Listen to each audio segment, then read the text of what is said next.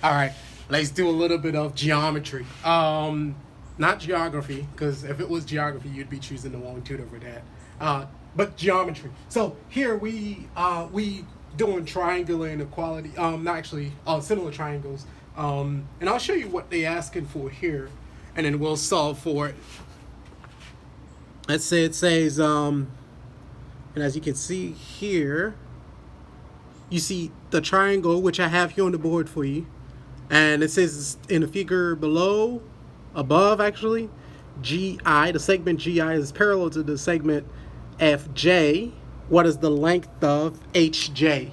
So, what they're telling us is, this thing right here is parallel to this. So they're asking for the length of this. So, parallel. That was equal. Parallel. So, they're asking for this here. So, how do we solve this? Because this is probably going to involve two theorem, Pythagorean theorem, and then similar triangles. So, we first going to solve for this one. But if we solving for this, we have 13 here, 5 here. So this problem, you cannot use a calculator. So we have 13 here and then 5 here. So how do we solve for HI? So according to the Pythagorean theorem, you have actually this side squared. So we consider in this triangle, let me go purple here for a second. We consider in this triangle right here.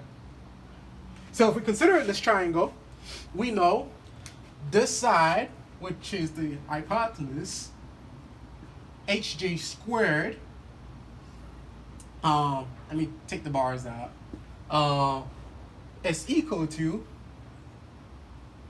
this plus this, GI plus IH squared.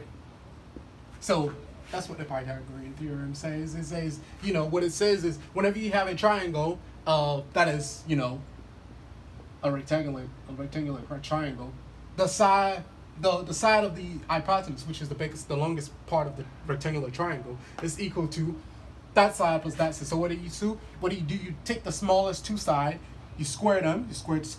Take this one squared plus this one squared, it will give you this one squared. So you have 13 squared is equal to 5 squared. Let's call this x plus x squared. So you have 13 squared minus 5 squared. So I put this on the other side. It's equal to x squared. So x squared is equal to 13 squared is 169. 5 squared is 25. X squared is equal to 144. Square root of 144 is square root of 144. So that implies that x, square root of 144 is 12. 12 times 12 is 144. So now we have x here. We have 12 here.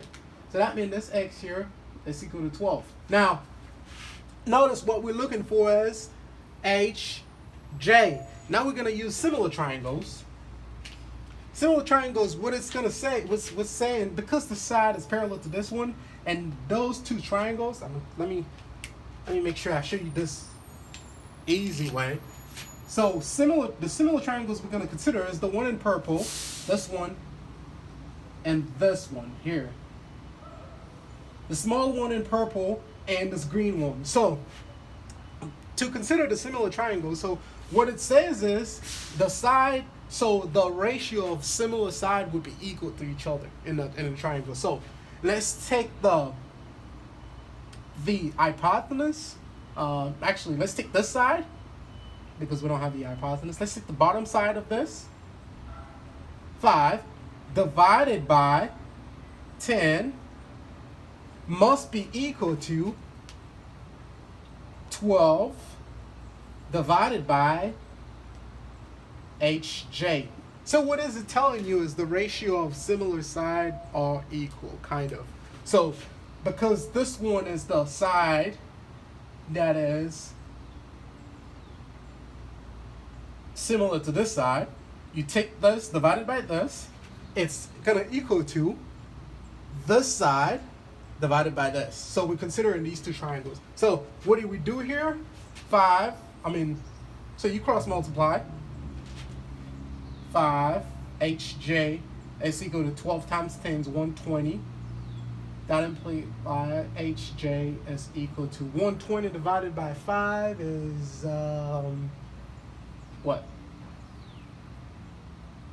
120 divided by 5 is 12. No, actually, 120, not 12, 24. 120 divided by 5 is 24. Yeah, 24. Let's see if that's part of the answer choices.